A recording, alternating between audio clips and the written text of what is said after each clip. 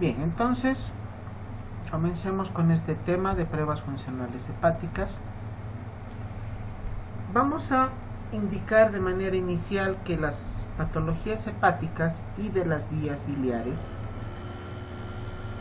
tienen una sintomatología común, la mayor parte de ellas, lo cual dificulta el poder diferenciar de manera acertada y en un primer acercamiento al paciente el diagnóstico completo, el diagnóstico correcto. Es por esta situación que cuando tenemos un paciente que tenga ictericia, que tenga vómitos, dolor a nivel de hipocondrio derecho, el problema puede ser desde una hepatitis, una coledocolitiasis, podemos estar frente a una colicistitis aguda, cáncer de vía biliar. La clínica es muy similar y por lo tanto las pruebas de laboratorio son las que nos van a ayudar a poder diferenciar una de otra y poder dar un diagnóstico final más acertado. ¿Cuáles son las pruebas que se consideran dentro de lo que consignamos como perfil hepático o pruebas funcionales hepáticas? Tenemos a las bilirrubinas, albúmina y globulinas, fosfatasa alcalina, a las transaminasas, la glutámico pirúvica y la oxalacética, al tiempo de protrombina, que son las pruebas básicas. Cuando escuchen que se indica que se está solicitando un perfil hepático o también llamado hepatograma completo, implica que debemos solicitar todas estas pruebas laboratoriales: bilirrubinas, albúmina y globulinas, fosfatasa alcalina, transaminasas y tiempo de protrombina. Aquí va la pregunta: ¿por qué la albúmina? ¿Por qué las globulinas? ¿Qué tendrán que ver con las pruebas hepáticas? ¿Alguien puede responderme esa pregunta?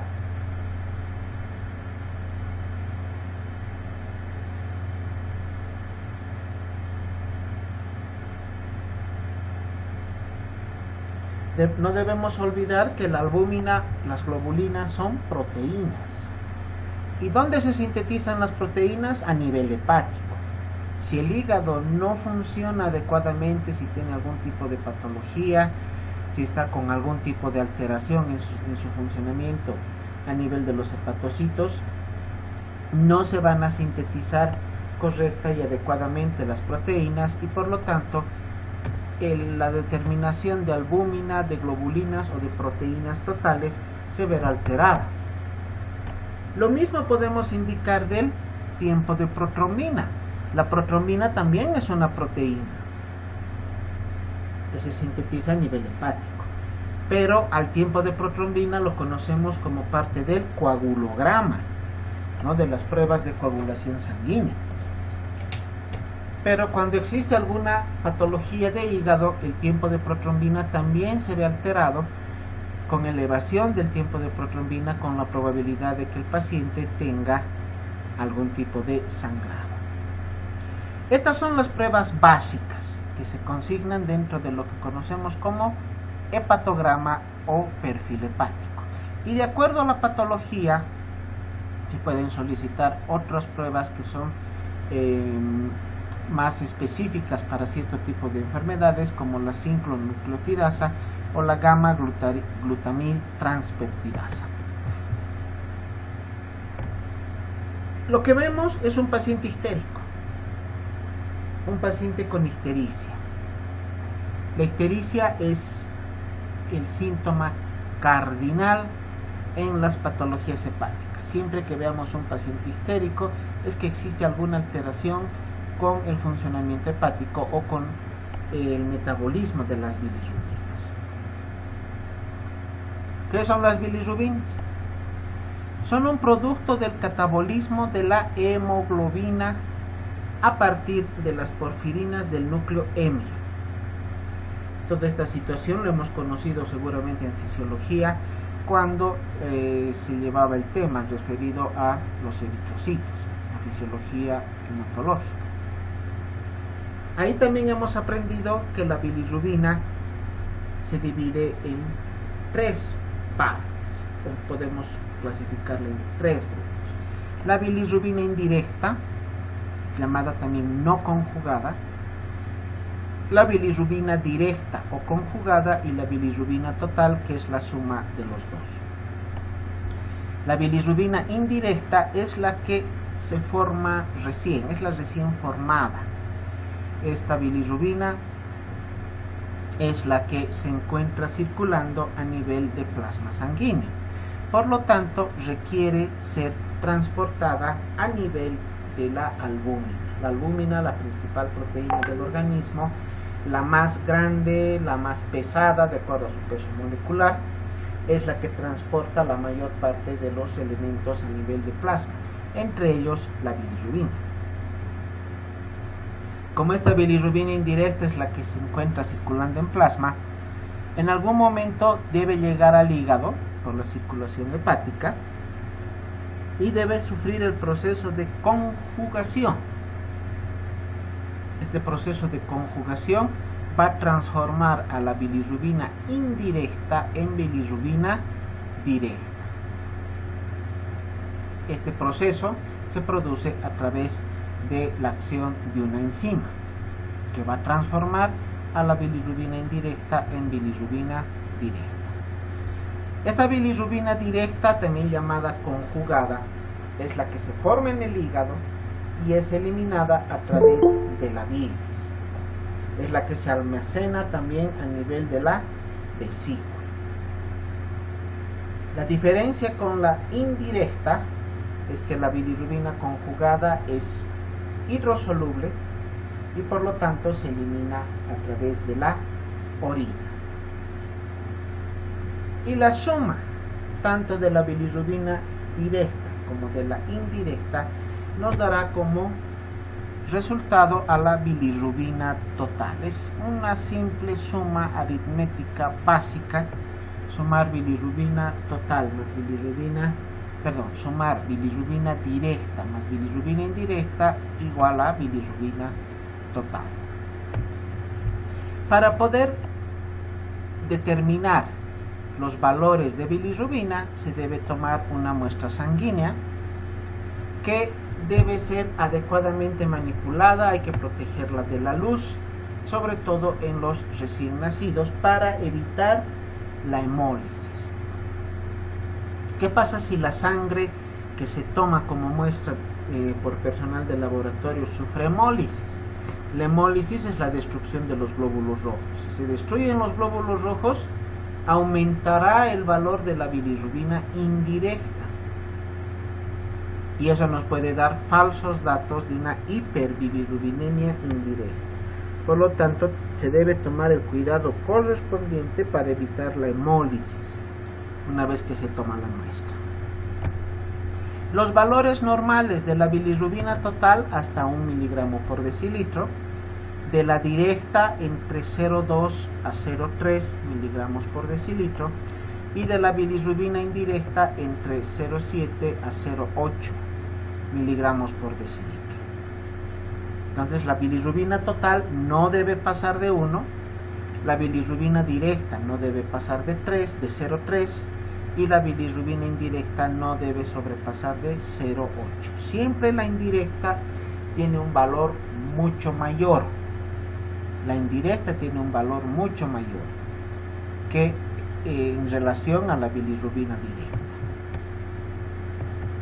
Cuando se produce aumento de las bilirrubinas, vamos a denominar como hiperbilirrubinemia. Y dependiendo del tipo de bilirrubina que se encuentre elevado, podemos mencionar una hiperbilirrubinemia no conjugada, si está aumentada la bilirrubina indirecta, una hiperbilirrubinemia conjugada, cuando está elevada la bilirrubina directa, y hablaremos de hiperbilirrubinemia mixta, cuando se encuentren elevados ambos tipos de bilirrubina. ¿Ya? Cuando veamos un resultado de laboratorio, por lo tanto, y encontremos, por ejemplo, bilirrubina total de 5,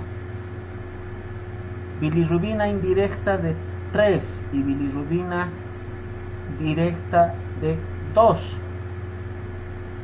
¿Cómo vamos a reportar en nuestra historia clínica? Vamos a indicar que es una hiperbilirrubinemia mixta, porque ambos valores están elevados, pero a expensas de la indirecta, que es la que se encuentra con mayor valor. Si tenemos ambos valores de bilirrubina elevados, indicaremos como hiperbilirrubinemia mixta, a expensas de cuál de las dos bilirrubinas sea la que se encuentre más elevada. En los casos de hiperbilirrubinemia indirecta o no conjugada, las causas pueden ser la hemólisis, destrucción de glóbulos rojos, salida del componente Hem, y esto va a producir mayor número o mayor aumento en moléculas de bilirrubina indirecta. Cualquier situación que produzca hemólisis, destrucción de glóbulos rojos, producirá hiperbilirrubinemia indirecta. Hay una patología parasitaria que justamente tiene esta característica: destrucción de glóbulos rojos con aumento de bilirrubina indirecta. ¿Alguien se acuerda cuál es? Parasitaria, una patología parasitaria. La tenia, doctor. No, nada que ver con las tenias. Es la malaria. La malaria produce destrucción de glóbulos rojos con aumento de la bilirrubina indirecta. Otra causa, la eritropoiesis ineficaz, o sea, la formación inadecuada de glóbulos rojos, que es una patología ya de tipo hematológico, porque el problema básico radica a nivel de la médula ósea. Disminución de la captación hepática. Si la bilirrubina indirecta está circulando en plasma sanguíneo y debe llegar a hígado, y existe alguna situación que impida, que dificulte que la bilirrubina indirecta llegue hasta el hígado para su conjugación, habrá hiperbilirrubinemia no conjugada. Alteraciones en la conjugación. Ya la sangre ha llegado al hígado, pero no puede conjugarse. No se puede realizar el proceso bioquímico de transformación de indirecta a directa por alteraciones de tipo enzimático. A estas alteraciones se las conoce como síndrome de Kliger-Najar 1 y Kliger-Najar 2. Y también acá podemos mencionar al síndrome de Gilbert como otra patología que va a impedir esta transformación de bilirrubina indirecta a bilirrubina directa. Las hiperbilirrubinemias mixtas, donde se elevan ambos tipos de bilirrubinas. Aquí tenemos a otras patologías como el síndrome de Dubin-Johnson, al síndrome de Rotor, que son enfermedades que se producen también por alteraciones de tipo enzimático a nivel hepático, que van a impedir estos procesos metabólicos de transformación de las bilirrubinas. La hepatitis, tanto aguda como crónica, producen también hiperbilirrubinemia mixta. La hepatitis alcohólica o hepatopatía alcohólica, paciente bebedor consuetudinario que bebe de manera continua en un largo periodo de tiempo, va a producir, no se produce directamente cirrosis hepática, se va a producir un proceso inflamatorio a nivel de los hepatocitos, lo cual ocasionará que se dañen los hepatocitos, produciendo inflamación del tejido hepático y en última instancia la hepatitis alcohólica.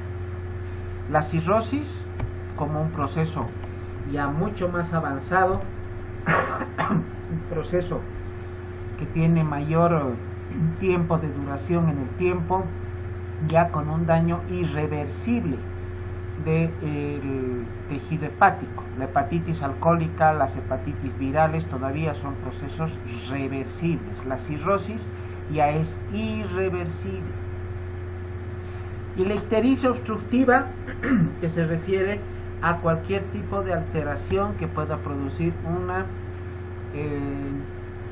un obstáculo para que la bilirrubina pueda salir del hígado y llegar hasta el intestino, a nivel de la segunda porción del duodeno.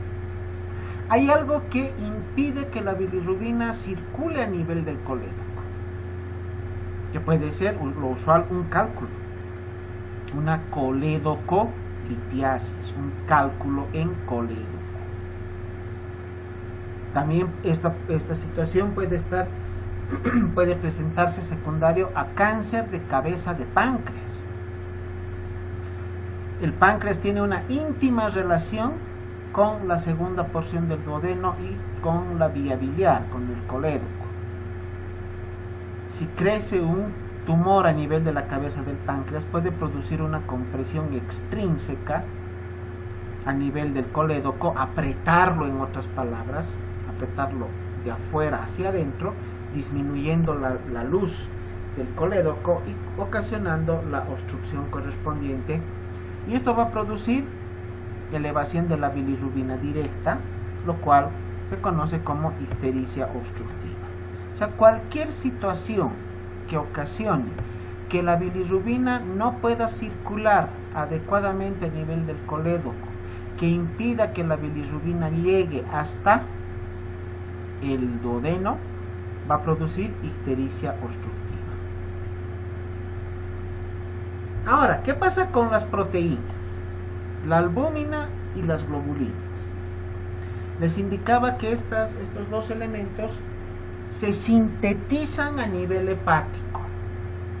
Por lo tanto, si el hígado está alterado en su función, no se producirán una adecuada concentración de proteínas, y el valor que podemos determinar en un laboratorio estará también disminuido.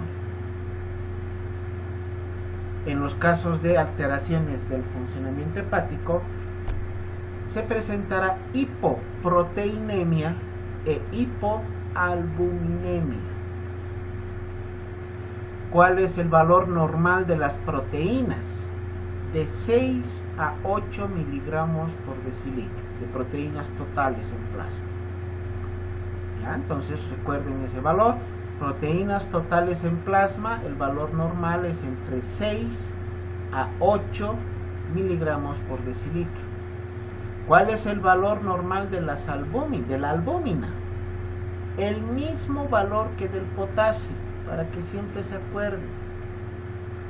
El valor normal de la albúmina es el mismo valor que tiene el potasio sérico, de 3.5 a 5.5 miligramos por decilitro. El potasio tiene el mismo valor numérico de 3.5 a 5.5, pero en miliequivalentes. Les hago esta comparación para que se acuerden. Valor normal de la albúmina, el mismo valor en números que el potasio sérico.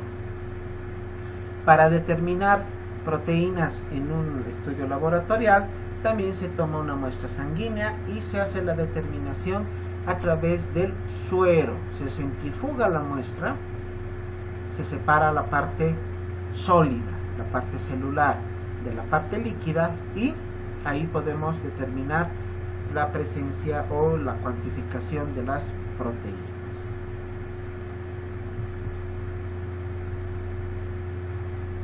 Estos valores que les muestro aquí están sacados de un libro de fisiología, del Gaito, ¿no? Donde nos indica que las proteínas totales de 6.1 a 7.9,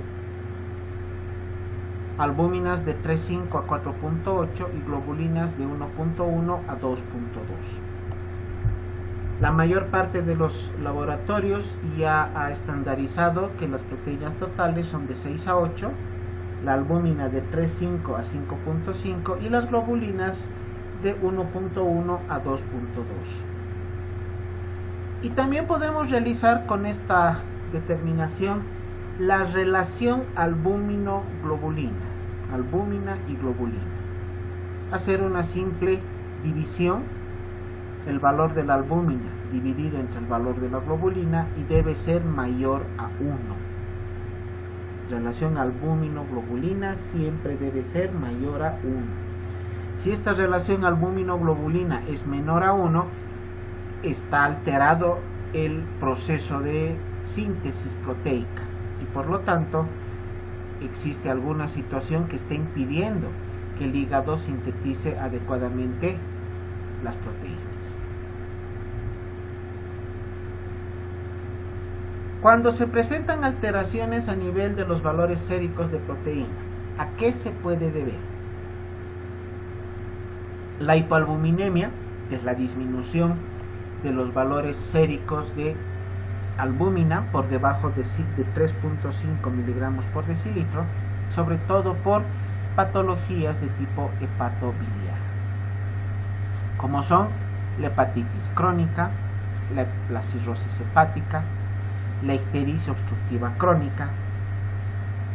También acá podemos indicar algunas otras enfermedades como la hepatitis por medicamentos, tumores hepáticos, neoplasias de hígado. ¿Por qué se puede producir también la hipoalbuminemia? Por exceso de eliminación, un aumento en la eliminación a nivel urinario. ¿Alguien puede indicarme cuál es el valor normal de albúmina en la orina?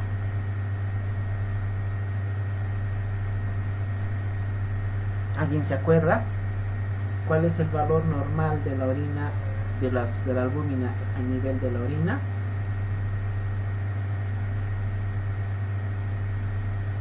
El valor normal es 0, no debe haber proteínas en orina, porque las proteínas, al ser moléculas tan grandes, no pueden ser filtradas a nivel de el glomérulo.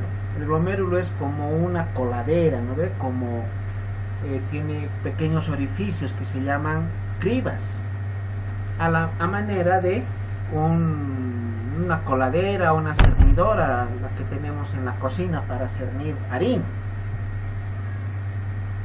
Y estas moléculas son tan grandes que no pueden pasar a nivel de estos orificios.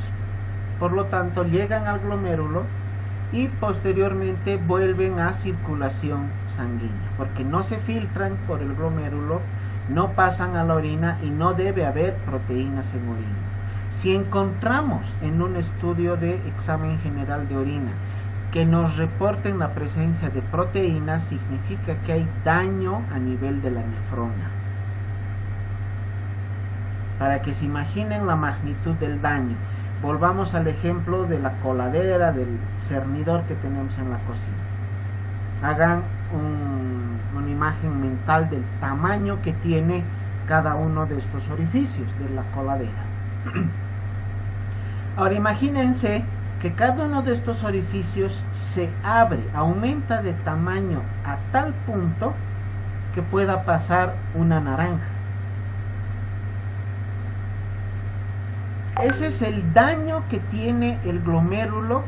A esa magnitud debe aumentar el volumen, el diámetro de las cribas que tiene el glomérulo para que pueda pasar una molécula de albúmina. Por lo tanto, nunca es normal encontrar proteínas en orina. Si encontramos proteinuria, que es presencia de proteínas en orina, o albuminuria, que es la presencia de albúmina en orina, significa que el glomérulo está dañado. Causas para esto: cualquier tipo de glomerulopatía, el síndrome nefrótico, algún grado en la insuficiencia renal aguda, cualquier patología que esté produciendo daño a nivel del glomérulo. En este caso, la hipoalbuminemia se produce por exceso de eliminación. Se sintetiza normalmente en hígado, pero se está produciendo un aumento en la eliminación a nivel urinario. Otras causas para la presencia de hipoalbuminemia pueden ser la desnutrición o la pérdida intestinal de proteínas. Un paciente desnutrido, un paciente que no ingiere la suficiente cantidad de alimentos, que no ingiere la suficiente cantidad de proteínas externas, también puede presentar hipoalbuminemia. O porque estas proteínas sufren también un proceso de eliminación a nivel intestinal y las proteínas que deberían conservarse a nivel del intestino se eliminan por las heces fecales. ¿Qué patología puede ocasionar esta situación? Que las pérdidas intestinales sean aumentadas a nivel de las proteínas.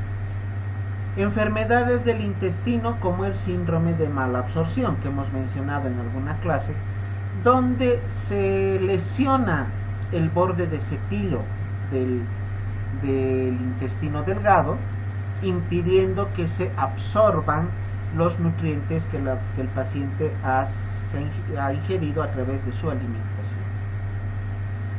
En esta circunstancia, el paciente tendrá disminución de la concentración de proteínas porque no se han absorbido a nivel de intestino y se están eliminando por las heces fecales. Las globulinas, otro tipo especial de proteínas que también están consideradas dentro de las pruebas funcionales hepáticas. Va a aumentar el valor de las globulinas en procesos inflamatorios o infecciosos a nivel del hígado, en hepatopatías crónicas como la hepatitis crónica o la cirrosis. En una cirrosis hepática se tiene inversión de la relación albúmino-globulina. Hemos indicado esta relación es mayor a 1. En la cirrosis hepática típicamente esta relación es menor a 1, tiene un valor menor a 1. Las globulinas vamos a representarlas con lo que conocemos, ¿no? Actualmente, desde que empezó la pandemia, hemos empezado a estudiar de mejor manera las inmunoglobulinas como parte de los elementos del sistema inmunitario del organismo. La inmunoglobulina G, hablando de enfermedades hepáticas, ¿no? Tiene una elevación en procesos de hepatitis autoinmune. La inmunoglobulina M puede aumentar en la cirrosis biliar primaria. Esta cirrosis biliar primaria es una enfermedad donde la manifestación clínica es igual a la cirrosis alcohólica, con la diferencia de que el paciente en su vida ha probado una gota de alcohol. Es una cirrosis, pero no como consecuencia de consumo de alcohol. Es una cirrosis que se produce por daño de los hepatocitos por un proceso autoinmune. Eso se llama la famosa CBP, cirrosis biliar primaria, donde típicamente se encuentra elevada la IgM. La IgA, la inmunoglobulina A, aumentará en la enfermedad hepática alcohólica o en la hepatitis alcohólica, en pacientes, como hemos indicado, bebedores consuetudinarios. Por lo tanto, no pensemos que la IgM y la IgG son exclusivas del COVID, porque eso es lo que ahora todo el mundo conoce, ¿no? Que para el COVID la IgM indica enfermedad activa y la IgG que ya te ha dado COVID. Pero eso es hablando del COVID. Las inmunoglobulinas pueden estar presentes en varios tipos de enfermedades virales o, como estamos viendo los ejemplos, en enfermedades autoinmunes. No son exclusivas del COVID las inmunoglobulinas. Entonces, en casos de patologías hepáticas, debemos determinar o podemos determinar a través de la dosificación de las inmunoglobulinas si está elevada la G, la M o la a qué tipo de patología podemos estarnos encontrando con nuestro paciente. Las transaminasas. Estas pruebas son las que nos indican daño de los hepatocitos. Si las transaminasas se encuentran elevadas, indica que existe daño hepatocelular, daño de los hepatocitos. Una lesión a nivel de un grupo pequeño o grande de hepatocitos, a mayor valor de las transaminasas, mayor daño de los hepatocitos. Y este daño hepático puede estar mediado por una serie de patologías, sobre todo de tipo agudas, como las hepatitis viral, hepatitis alcohólica o hepatitis medicamentosa. En cualquier tipo de hepatitis encontraremos los valores de transaminasas elevados. Las transaminasas son dos, la AST y la ALT, que también se conocen, la AST como aspartato aminotransferasa o también transaminasa glutámico oxalacética. La conocemos mejor como GOT, pero también se la puede denominar como AST, aspartato aminotransferasa. La otra transaminasa es la GPT, la glutámico pirúvica, que también la podemos denominar como ALT, alanina aminotransferasa. La GOT se eleva en enfermedades hepáticas, pero también existe la probabilidad de que pueda estar elevada en otro tipo de enfermedades externas, ajenas al hígado, como enfermedades cardíacas, patologías cardíacas con daño a nivel de la musculatura del corazón, como son las cardiopatías isquémicas.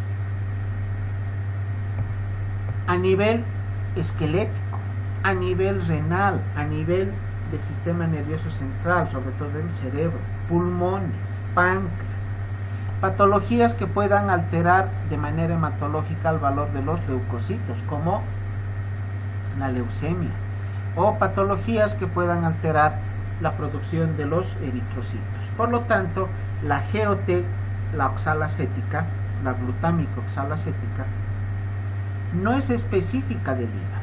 En cambio, la GPT o ALT también, que es lo mismo, sí es específica del hígado.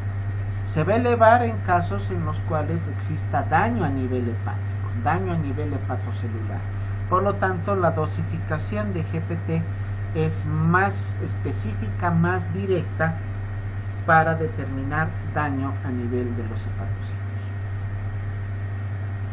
¿Cómo se determinan las transaminasas? También tomando una muestra sanguínea.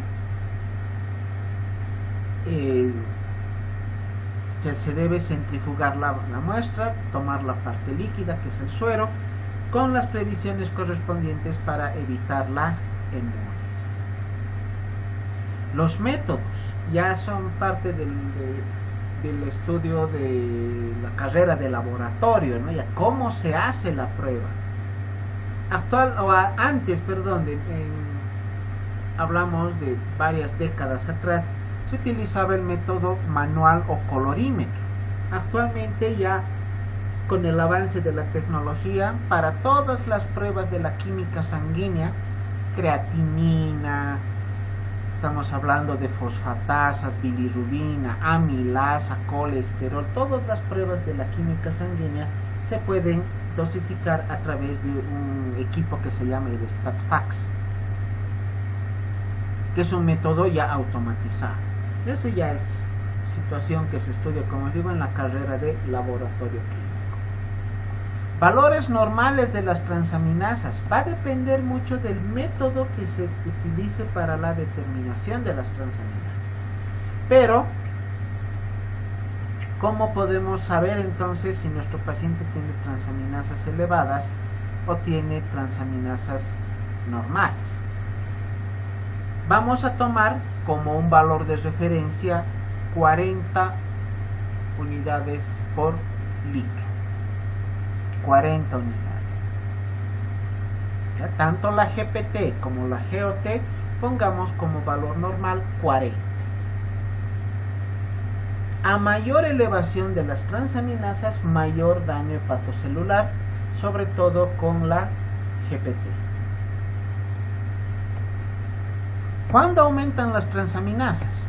En casos de daño hepático, hepatitis aguda, hepatitis crónica, hepatitis alcohólica, cirrosis hepática, ictericia obstructiva, y acá tenemos algunas relaciones que se deben tomar en cuenta cuando estamos con estas patologías. En una hepatitis aguda, la GPT es mayor a la GOT y el valor puede llegar a subir de 40 a más de 500 unidades. Yo he atendido en alguna vez a un paciente con hepatitis viral aguda que estaba con un valor de transaminasas de 1200. A mayor elevación, mayor daño hepático. En la hepatitis crónica, la GPT es la que está en valor normal, pero el valor no va a superar las 300 unidades. En una hepatitis aguda puede estar más de 500 unidades. En una hepatitis crónica máximo llegará a 300. En la hepatitis alcohólica, en la cirrosis hepática, la relación entre GOT y GPT usualmente es mayor a 2, o sea que la GOT aumenta 2 veces más que la GPT. La GOT puede estar en un valor de 40, la GOT puede estar, por ejemplo, en un valor de 80 y la GPT estar en un valor de 40, se ha elevado se ha elevado al doble, ¿no? Al doble del valor de la otra transaminasa. Y en una ictericia obstructiva, ¿puede haber elevación de transaminasas? Puede haber. ¿Dónde está la alteración hepática en una ictericia obstructiva? A nivel de vía biliar, a nivel de colédoco, a nivel del cístico, a nivel del conducto de Wilson, del páncreas, o a nivel del esfínter de Oddi, a nivel de la desembocadura del colédoco en la segunda porción del duodeno. El hígado está mucho más arriba. Uno pensaría, si la lesión está en vía biliar, el hígado no tiene por qué alterarse. Exactamente. En una ictericia obstructiva, las transaminasas pueden estar completamente normales o tener un discreto aumento, una ligera elevación en relación a sus valores normales que hemos indicado de 40 unidades.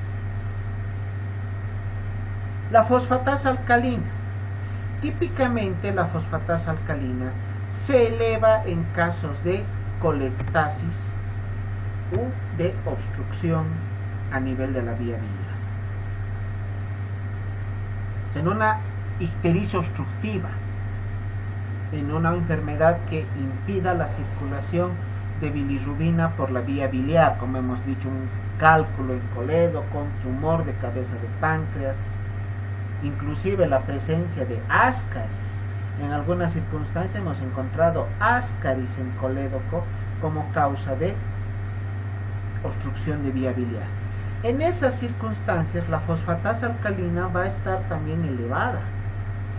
Es por eso que a la fosfatasa alcalina se la considera dentro de lo que llamamos patrón obstructivo.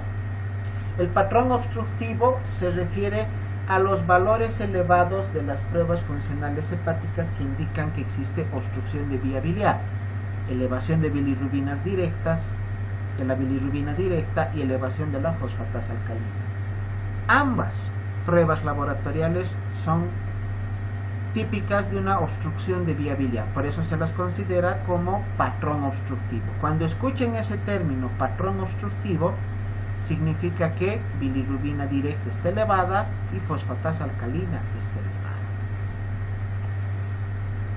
Los valores normales también van a depender del método, la determinación es similar a las anteriores pruebas, pero se tiene también ya prácticamente estandarizado que el valor normal de la fosfatasa alcalina es de 125. Algún laboratorio nos puede dar un valor de referencia hasta 140 o hasta 150. Tomemos como punto de referencia 125 a el valor normal de la fosfatasa alcalina. En los niños podemos encontrar valores mayor que en los adultos. O sea, los valores de fosfatasa alcalina pueden elevarse en casos de patología pediátrica o también durante el embarazo. Pero cuando estas elevaciones ya son muy importantes, por ejemplo, del valor normal de la fosfatasa alcalina, en una coledocolitiasis podemos encontrar esta prueba laboratorial por encima de 1000, 2000, cuando existe una coledocolitiasis, cuando existe cáncer de páncreas, cuando existe estos parásitos que les he mencionado, las ascaridiasis a nivel de vía biliar. Cualquier circunstancia con obstrucción de vía biliar, el cáncer de la vía biliar, cáncer de vesícula, pueden ocasionar elevaciones muy importantes de la fosfatasa alcalina.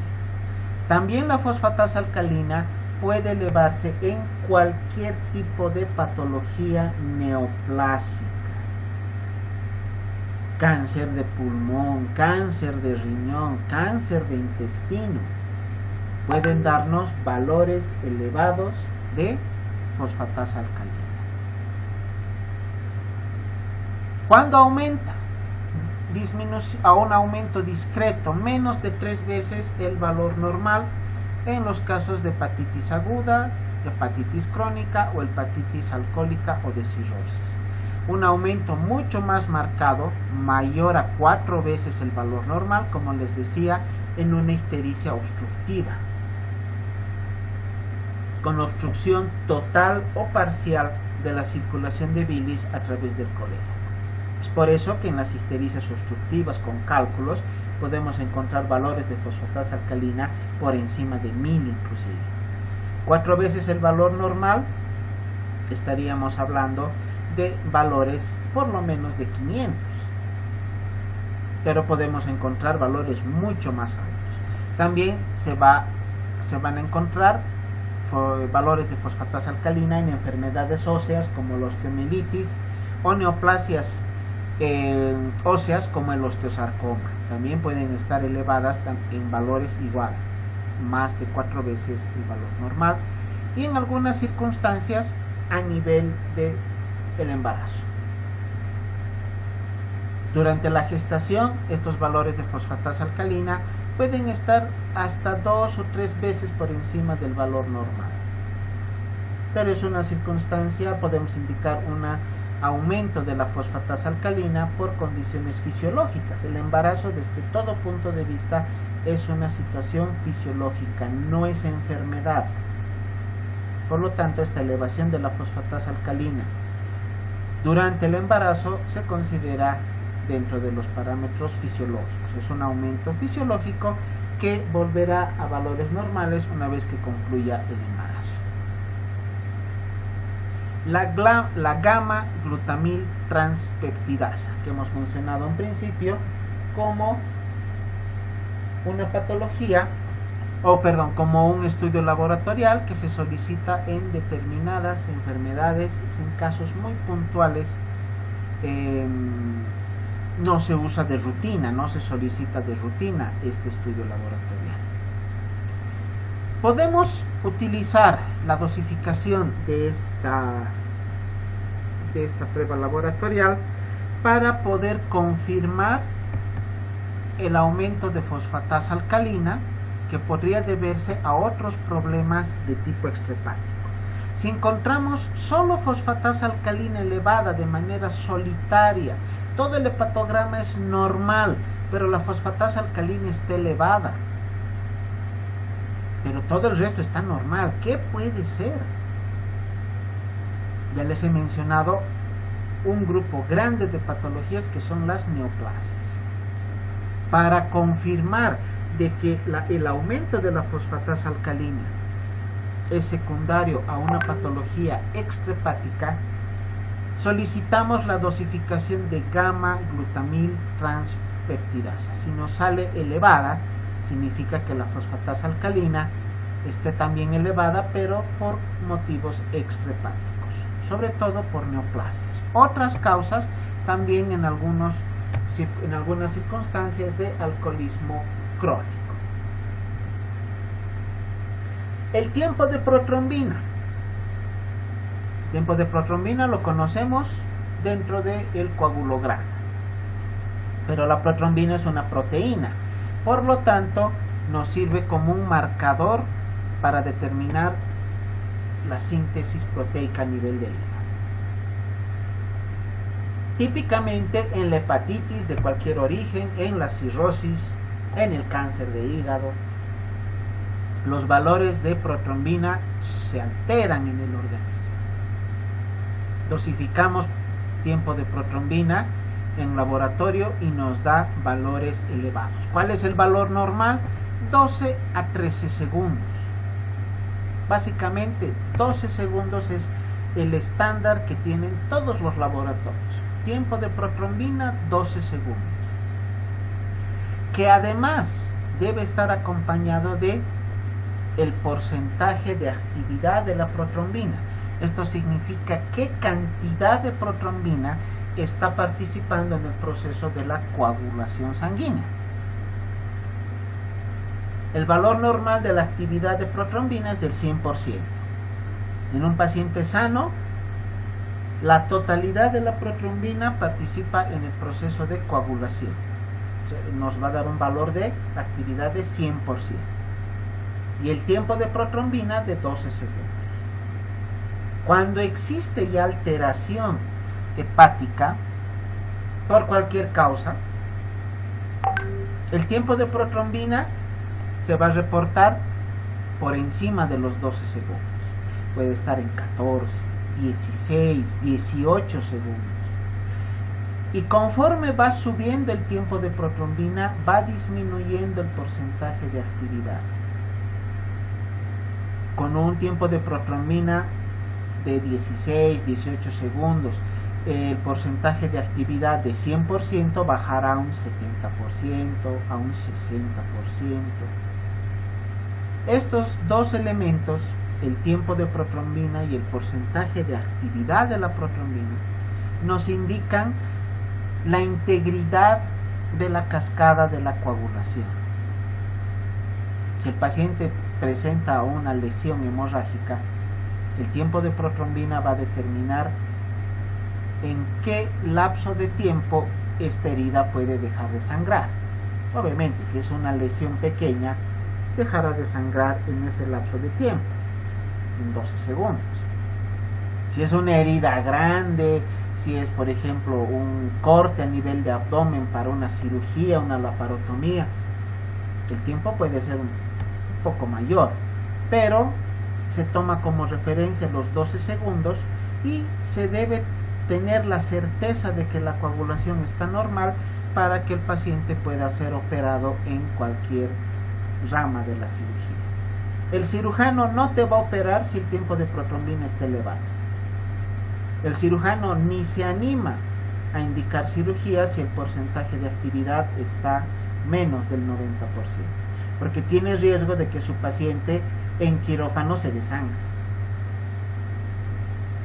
Hay otra circunstancia en la cual el tiempo de protrombina puede estar elevado, pero ya por el uso de fármacos. Existe un tratamiento con un fármaco que va a elevar el tiempo de protrombina y va a disminuir el porcentaje de actividad, pero el funcionamiento hepático está completamente normal. La alteración en el coagulograma, en el tiempo de protrombina, es secundaria al uso de este medicamento. ¿Alguien sabe de qué fármaco estoy hablando? De un anticoagulante.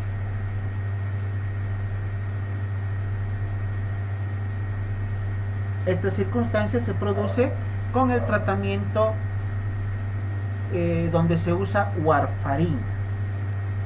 Pacientes que usan warfarina porque están con trombosis venosa profunda, tuvieron un tromboembolismo pulmonar, tuvieron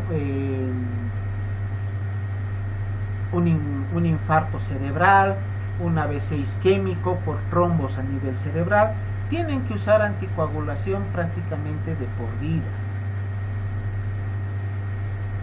Mínimamente, por lo menos durante medio año. Algunas circunstancias obligan hasta un uso mucho más elevado.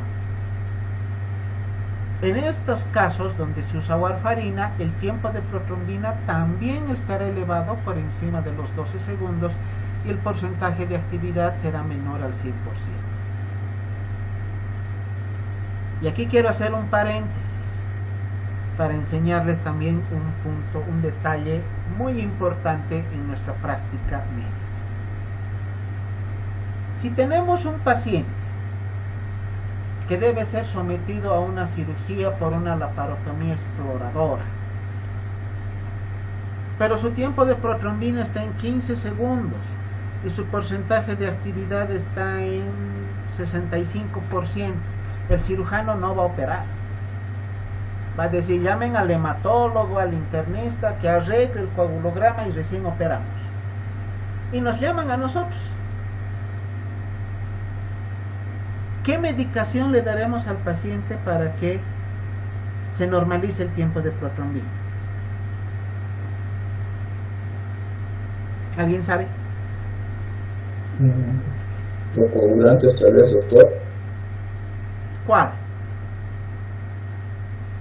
Podría ser etamcilato o ácido tranexámico quizás. No, el etamcilato se usa en otros casos. Estamos bien, un procoagulante, pero hay uno específico para el tiempo de protrombina.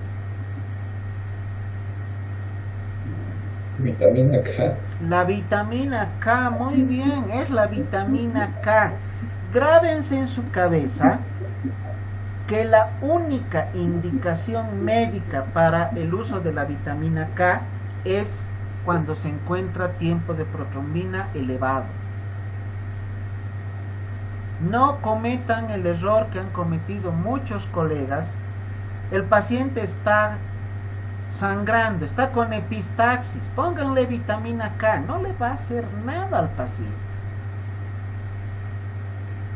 El paciente está con hematuria, pónganle vitamina K. No, esa indicación es incorrecta.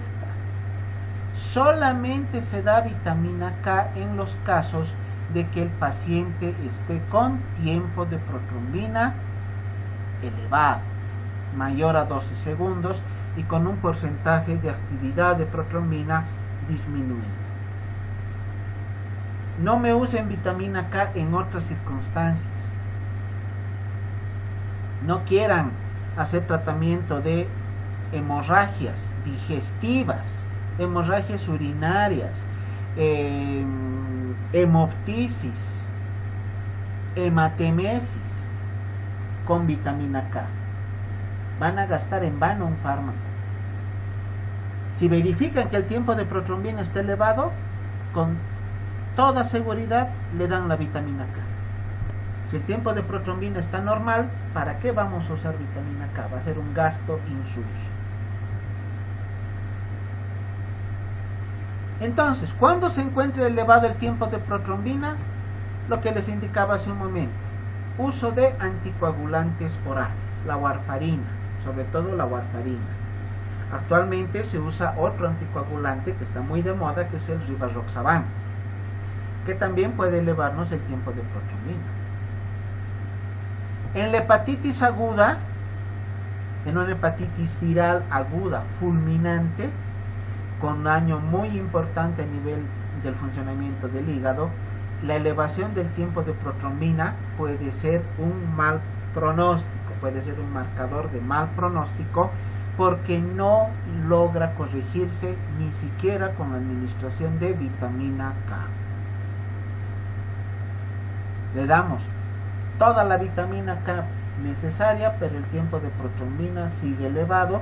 Es un factor de mal pronóstico en un paciente con hepatitis viral, porque esto indica de que este paciente está en riesgo de desangrarse en cualquier momento. En la hepatitis crónica, el tiempo de protrombina que está elevado no se corrige con vitamina K. No está indicada la administración de la vitamina K, pero sí en los casos de ictericia obstructiva o en los casos en los cuales se tenga una alteración de los factores de la coagulación. ¿Se acuerdan en fisiología hemos aprendido que existen los factores de la coagulación vitamino K dependientes. Eso ya sabes. Sí, ¿Cuáles son? la vitamina 2, la 7, la 9 y la 10, doctor. Ya. 2, 7, 9 y 10. Esos son los factores de la coagulación vitamino K dependientes. Si le dan vitamina K al paciente, se van a activar estos factores de la coagulación, favoreciendo la cascada de la coagulación para que un paciente pueda cohibir una hemorragia. Para eso se usa la vitamina K. O sea, la farmacocinética y dinamia se los dejo para el estudio de farmacología. ¿Y cómo es la cascada de la coagulación? Repasemos todo el conocimiento de fisiología que en algún momento hubiéramos aprendido. Veamos lo que se llaman patrones de lo que son las pruebas laboratoriales hepáticas. Tenemos 6 patrones. El 1 que se presenta en el síndrome de Gilbert o en la hemólisis, el 2 en la hepatitis aguda, el 3 en la crónica, el 4 en la hepatitis alcohólica o en la cirrosis hepática, el 5 en la ictericia obstructiva y el 6 en una obstrucción pero parcial de la vía biliar. ¿Cómo son estos patrones? Patrón 1, todos los valores normales salvo la bilirrubina, que puede estar ligeramente elevada hasta unos 5 miligramos por decilitro por encima del valor normal, hasta 5 miligramos por decilitro, porque el valor normal de la total es hasta 1, a expensas de bilirrubina indirecta. En el síndrome de Gilbert, que es un trastorno de tipo hereditario, es una patología genética, también vamos a encontrar el mismo patrón. Y en la hemólisis, ¿ya? Todos los valores normales, salvo una elevación leve de la bilirrubina total que puede llegar hasta 5 miligramos por decilitro. El patrón número 2, y el que se presenta en la hepatitis aguda, va a haber hiperbilirrubinemia, donde ambas bilirrubinas van a estar aumentadas a expensas de la bilirrubina directa. Transaminasas, la relación GPT o la relación entre GPT y GOT mayor a 1, y donde los valores de las transaminasas pueden llegar a ser mayores a 500 unidades por litro. Ese es el patrón número 2. En este patrón también vamos a encontrar la fosfatasa alcalina normal o elevada hasta menos de 3 veces por encima de su valor normal. O sea, la elevación no es muy importante. En este patrón también tendremos albúmina normal. El tiempo de protrombina, que está aumentado en 5 veces su valor normal, indica, como les he dicho previamente, mal pronóstico.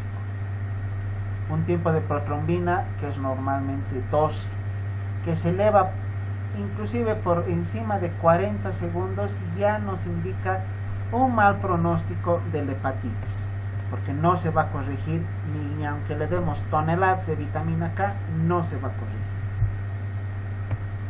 El tercer patrón, el de la hepatitis crónica, hiperbilirrubinemia de ambas bilirrubinas, o sea, una hiperbilirrubinemia mixta, a expensas o a predominio de bilirrubina directa.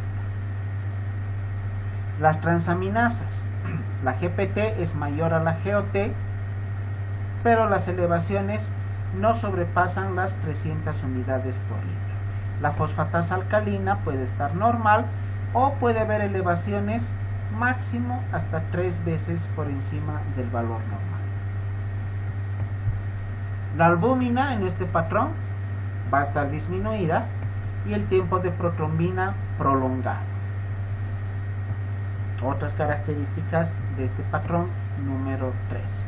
El patrón número 4, que se presenta en la hepatitis alcohólica y en la cirrosis. Va a haber hiperbilirrubinemia mixta, ambos tipos de bilirrubinas elevados. Transaminasas también elevadas y la relación entre la GOT y la GPT mayor a 2. Esta relación GOT dividido entre GPT y el valor mayor a 2 siempre va a sugerir una cirrosis hepática crónica o hepatitis alcohólica también crónica. En este cuarto patrón, la fosfatasa alcalina es normal o la elevación máximo hasta 3 veces por encima del valor normal.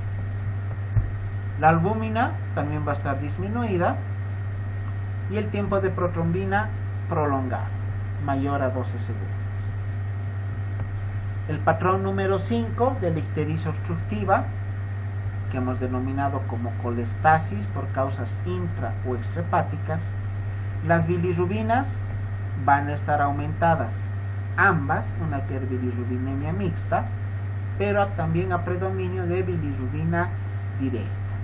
Las transaminasas normalmente están en parámetros normales, usualmente son normales, o puede tener una ligera elevación.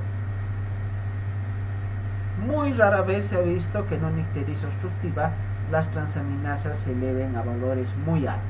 Usualmente en la ictericia obstructiva las transaminasas van a conservar sus valores normales, porque hemos indicado que las transaminasas indican daño hepático.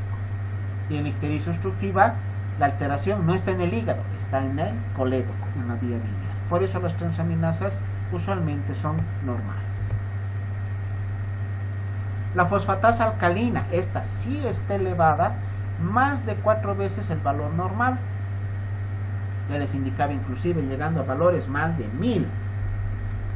La albúmina, normal si la obstrucción de vía biliar es aguda, pero en el caso de que sea una obstrucción crónica, la albúmina va a disminuir por debajo de 3.5 miligramos por decilitro.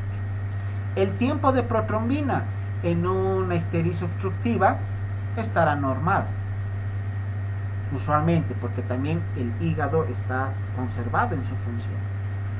Pero en algunas circunstancias se puede encontrar en un patrón obstructivo tiempo de protrombina levemente elevado que se corrige fácilmente con la administración de vitamina K. Y el patrón número 6, donde es una obstrucción parcial mediada, por ejemplo, por un tumor, granulomas, lo que les decía, cáncer de cabeza de páncreas. Bilirrubinas pueden estar normales o con una ligera elevación a expensas de la bilirrubina directa. Las transaminasas también normales o con una ligera elevación de 40 unidades por litro, que es su valor normal, puede llegar a valores de 60, de 70, que es una elevación leve, no como en los casos de hepatitis que sobrepasan los 1000. La fosfatasa alcalina en este sexto patrón estará elevada, también en valores muy altos, y como ya hemos aprendido, debemos dosificar además la gamma-glutamil transpeptidasa para poder determinar si la elevación de la fosfatasa alcalina es mediada por alguna causa extrahepática. Para esa misma acción nos sirve la dosificación de la 5-nucleotidasa. En este sexto patrón de obstrucción parcial, la albúmina estará normal y el tiempo de protrombina también estará normal. Otros marcadores que se pueden solicitar en laboratorio en casos de enfermedades hepáticas. Dosificación de amoníaco. En un paciente que tenga cirrosis hepática, pero con manifestaciones ya sistémicas como la encefalopatía hepática, el amoníaco estará muy elevado, porque el acúmulo de amoníaco a nivel de los núcleos de la base del cerebro es la causa por la cual se produce la alteración del estado de conciencia en un paciente cirrótico. Esto se llama encefalopatía hepática, que es un tema que vamos a avanzar en una siguiente clase. Los anticuerpos antinucleares, los famosos ANA, pueden encontrarse elevados en hepatitis autoinmune. Los anticuerpos antimúsculo liso, también en la hepatitis autoinmune. Los anticuerpos antimitocondriales en la cirrosis biliar primaria, en la CBP, patología que produce sintomatología típica, manifestaciones clínicas típicas de cirrosis, pero que no está relacionado con el consumo de alcohol. Es una patología autoinmune. Los anticuerpos anticitoplasmáticos, los ANCA, que se utilizan en colagenopatías, puede estar elevada en los casos de colangitis. ¿Qué es la colangitis? La inflamación del colédoco. Eso llamamos colangitis, inflamación del colédoco. Hay una variante, un tipo de colangitis que es secundaria a una patología reumatológica. La patología reumatológica es la esclerosis sistémica progresiva, donde se produce un endurecimiento del tejido conectivo de todos los órganos del cuerpo. O sea, en otras palabras, los tejidos se vuelven duros por aumento de la concentración de fibrina, se fibrosan los tejidos por aumento de colágeno. Esta enfermedad, la esclerosis sistémica progresiva, va a producir esta alteración de endurecimiento del tejido que conforma el colédoco, produciendo la colangitis esclerosante primaria, donde los anticuerpos anticitoplasmáticos, los ANCA, pueden estar elevados. La ceruloplasmina, que se eleva en casos de enfermedad de Wilson, y tenemos a los marcadores hepáticos para hepatitis, lo que se conoce como serología para hepatitis. En una orden de laboratorio vamos a solicitar de esa manera: prueba ELISA o serología para hepatitis A, hepatitis B, hepatitis C o hepatitis D, en el caso de que se sospeche de una hepatitis de tipo viral. Entonces, estos últimos estudios laboratoriales que estamos viendo en la lámina serán útiles en patologías, como ven, muy específicas, muy marcadas. No son pruebas de rutina, no se solicita estos estudios laboratoriales en el primer acercamiento al paciente. Si sospechamos de alguna de estas enfermedades, recién podemos solicitar la dosificación de estos marcadores, de estas otras pruebas que son sobre todo pruebas de tipo serológico. Alteraciones crónicas de las transaminasas. Se llama de esta manera cuando la elevación de las transaminasas supera los 6 meses. Contrariamente a lo que uno pensaría, no se relacionan ni a la hepatitis viral ni a consumo de alcohol. Esta elevación crónica de transaminasas sobre todo se ve en patologías de tipo autoinmune, patologías crónicas pero de etiología autoinmune. Para poder determinar el origen se requiere una evaluación completa del organismo, tratando de determinar una posible patología de orden sistémica que esté ocasionando la elevación de las transaminasas. Obviamente, después de haber descartado cualquier tipo de enfermedad de vida. Se debe repetir la prueba más o menos en 1 a 2 meses y ver si las transaminasas siguen elevadas. Pudo haber sido una elevación transitoria de las transaminasas y que en un siguiente control las transaminasas ya se normalizan. Entonces solamente era una elevación transitoria, y alguna vez me ha pasado con un paciente que nunca llegamos a determinar por qué se habían elevado las transaminasas. Se hicieron una serie de estudios, pero no pudimos llegar al origen de la elevación de las transaminasas, y como aparecieron de un día para el otro, también las transaminasas se normalizaron de un día para el otro. Nunca llegué a saber por qué ese paciente tuvo esa elevación de transaminasas. Al realizar la prueba de control, si sale normal, entonces no requiere mayor cuidado. Si el paciente persiste con la elevación, se debe determinar tal vez uso de alcohol, uso crónico de medicamentos, conductas sexuales de riesgo, porque no hay que olvidar que la hepatitis B es de transmisión sexual, uso de jeringas, tal vez alguna toxicomanía, como es el caso de la inyección de heroína, viajes a lugares o viajes al exterior donde se pueda uno contagiar de hepatitis B por práctica sexual. ¿Qué podemos encontrar para determinar si el problema es hepático? Hepatomegalia, ascitis, esplenomegalia, arañas vasculares o telangiectasis, eritema palmar, ginecomastia. Todas estas características clínicas que estamos observando se las denomina el estigmas del hepatópata crónico, que van a aparecer en el paciente en cualquier tipo de patología hepática crónica.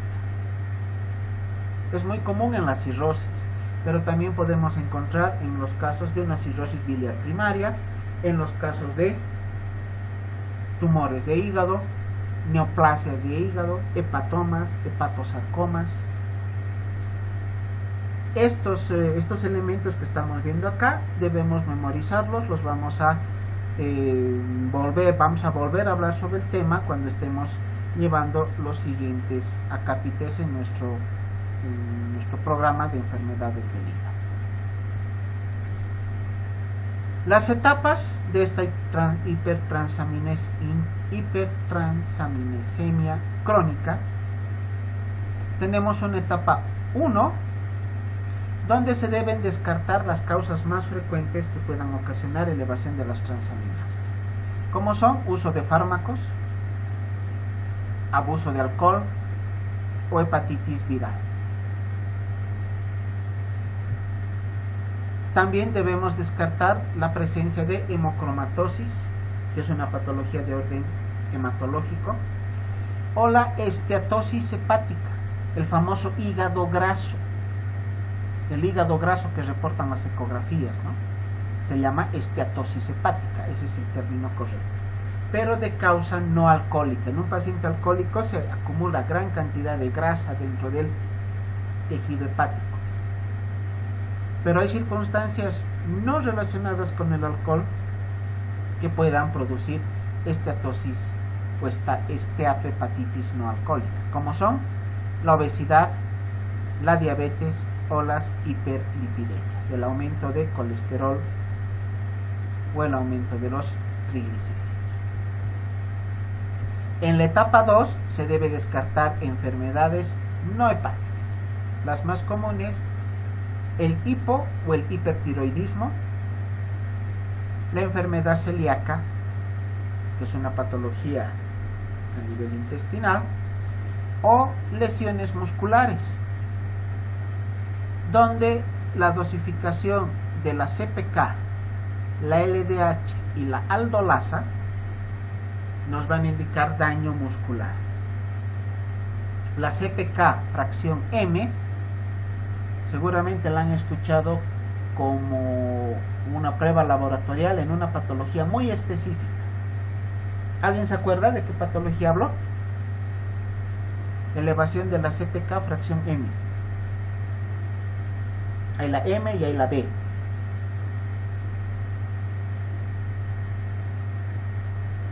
¿Nadie se acuerda? La CPK-M, fracción M, se eleva en casos de infarto agudo de miocardio. Seguramente en cardiología les han enseñado eso. Paciente con infarto, se pide al laboratorio CPK, fracción M y fracción B.